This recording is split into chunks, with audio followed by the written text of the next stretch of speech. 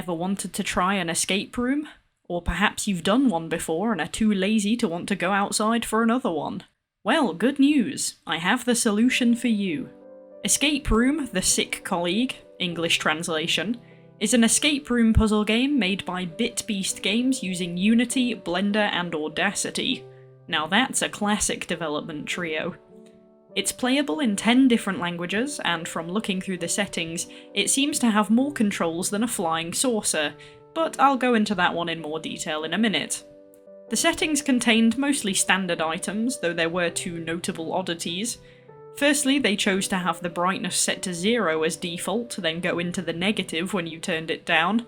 Nothing drastic, but a strange scaling choice, as most people would assume that 0 brightness is darkness. The other one was the leaderboard, which most definitely is broken, considering the top score for completion is negative 2,503 hours, 25 minutes and 36.25 seconds.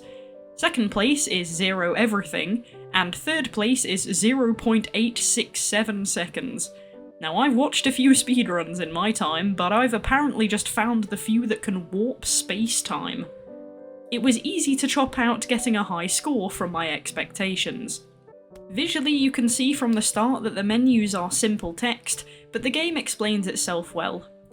If you hadn't guessed already, it functions exactly like an escape room, and for those who haven't done an escape room before, basically you have to find clues to get out of a room, and it's pretty common to find things that you can't do anything with until you've found something else first, for example. When you start game, there are actually 2 level options, which I wasn't expecting. One is The Sick Colleague, hooray title, and the other is Barbara's Secret. What I also wasn't expecting was that level 1 is actually unplayable right now, locked by the dev because they made the level by replicating an actual existing escape room, and the owners caught wind of their game and asked them to take it down. They mention it's because they don't want their puzzles to appear, which I can understand in a way, because if people do the puzzles and then go to the live escape room, it's going to ruin the real escape room's leaderboards because those who found the game would know the solutions already, and that breaks the whole point of it. On the other hand, outside of that small area, I doubt anyone who plays this game is going to know where the live escape room is and go speedrun it. Escape rooms do usually have a pool of common puzzle mechanics that they dip into, so you will see similar things from time to time. I don't know if there were any clues in there as to what the escape room was or where it was. I didn't see any from the menu, but I obviously couldn't get into the level. But from the sounds of it, there was nothing legal involved, just a request to remove it, which the dev agreed to. And I can't fault that in the slightest. They have provided a button that will give you all of Room 1's achievements for free though, for the completionists. Unfortunately, this actually impacts the game continuity, because Room 2 is supposed to be a narrative extension of Room 1. In 1, you check on a sick colleague but find them missing, and the narrative doesn't elaborate much more than that. As soon as you click on Room 2, the start of the narrative spoils what happens in Room 1. On the one hand, this doesn't matter because you can't play it anyway. On the other hand, you might be able to play it eventually, but some people that can only play 2 probably won't go back to play 1 because the result has been spoiled now. And in addition, that piece of context doesn't actually affect Room 2's gameplay at all, in my opinion. So personally, whilst Room 1 isn't an option, I would just split the narrative and have them as 2 separates. Room 2 operates as a standalone right now, and all it would take is a tweak to the story on the front page as to the reason you're in the room you end up in to disconnect it from Room 1 and get rid of that narrative division. Then when Room 1 is enabled again, you can just change it back to what it was and reconnect them. But let's get into the gameplay. After about 2 minutes of loading screen, you wake up in a room and have to find your way out. Have I mentioned that's what an escape room does yet? The visual perspective was a little trippy at first, and the game ran at about 30 to 40 FPS on average, up to 60. The game had a limiter in the settings at 60, but no matter how high I put it, it stayed in the same range. Easy first things to notice was that there are a couple of objects on walls and such that have no collision, so you can clip through, and when you get too close to an object it whacks the field of vision and brings blur into play, which can be a little boggling, but overall it doesn't impact the gameplay. Now it was time to figure out the menu of controls. If you actually read it, it looks like there are about 3 different binds for every button, and I was worried I wouldn't have a clue what to do. Don't get me wrong, it took a little bit of fiddling, but they are actually a lot more intuitive than they look. It's WASD to move as usual, left mouse to pick up an object. Once you have it in hand, you can hold right mouse to display it in front of you and spin your mouse to observe it. You can use scroll wheel to zoom in and out. There is an F to flip button, but you can't use that here. That only counts when an object is already placed on the ground, and that just inverts it. When you want to place an object, it says left mouse to aim, but that doesn't really matter because it aims for you. It gives you a green ghost image in places that you can put stuff, and red in places you can't, either if your angle is disrupted or if something else is already there. If you press left mouse to place with a green box, it will place exactly where you point. The game calls this a place object with precision, but it's just a normal put down. The other left mouse control is use, put, throw, and that's what confused me because I didn't know the difference between put and place with precision, but it turns out there isn't a difference practically speaking. Use is easy. When you pick up an interactable object or interact with a puzzle, you just click. One time I thought I had this wrong, but I just had the wrong object. Throw is slightly more complicated because this normally happens unwillingly. It's not like you can choose to launch an object across the room, or at least it never did that when I tried. The only time you can throw is if you try to put down, or place with precision, when you have a red marker, or if you have no marker, or you're too close to an object edge. On some occasions this didn't matter and was actually a little funny when I had to count some cash and it made me toss it away onto the floor. On other occasions this can cause you to launch something off a table that you didn't want to do that with. Weirdly, the throw also seems to be displaced right by a foot no matter where you are. Most of the time though this is avoidable by just repositioning so you get a green ghost. The mouse colour indicators also seemed a little confusing, but again are easy.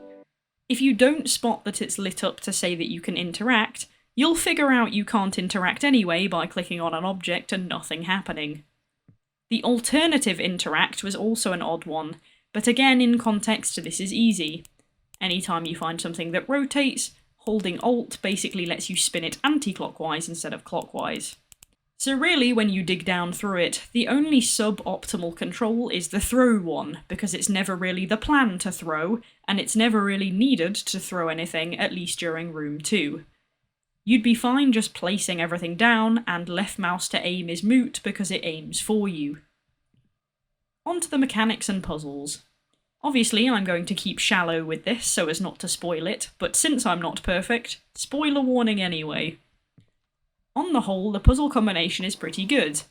I don't know if this room was also inspired by a real escape room, but there are definitely a couple that reminded me a lot of escape room things, and a couple that you wouldn't be able to pull off in a real escape room as a nice game format touch. Of the 12 or so major puzzles in the room, there were 2 that I had to cheat on to do. One of them was a switch-based puzzle where I couldn't figure out the prompt.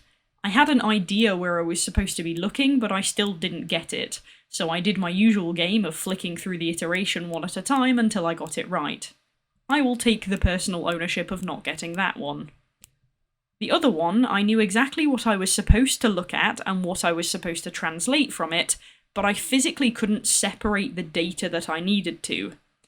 Essentially, it was flashing lights that were supposed to translate to Morse code, but after staring at it for a shamefully long time, the only conclusion I could draw was that they needed bigger pauses between the combinations to actually separate them. Morse is normally never more than about 5 inputs for numbers and 4 for letters, but this was shooting about 20 in sequence with irregular pauses.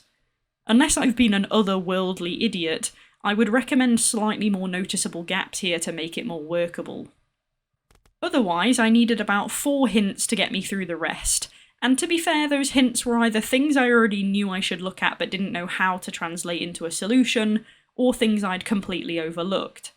The hints are good, they offer suggestions toward things, but they don't give you the answer fully, although on one occasion I really could have done with that. I got stuck for a bit, but after a break I figured it out.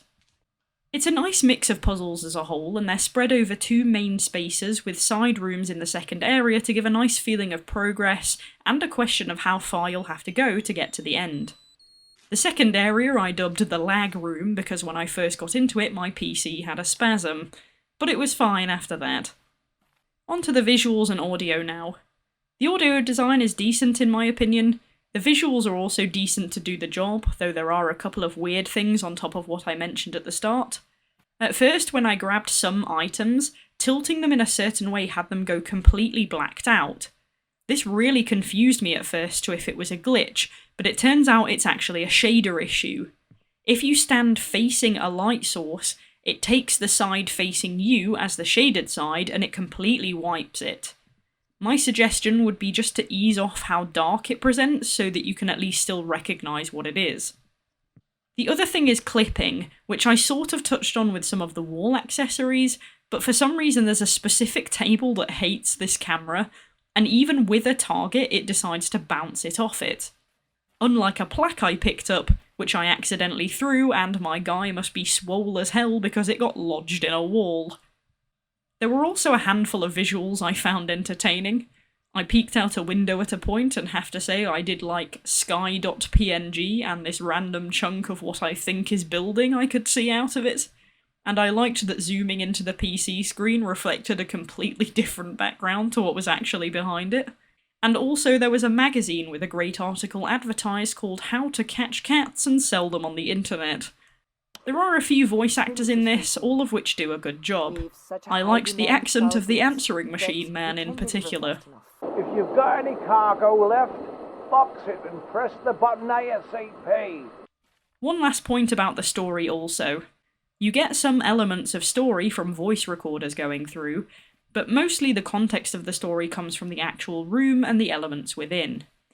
I wasn't expecting the route the story went down, I will say that much.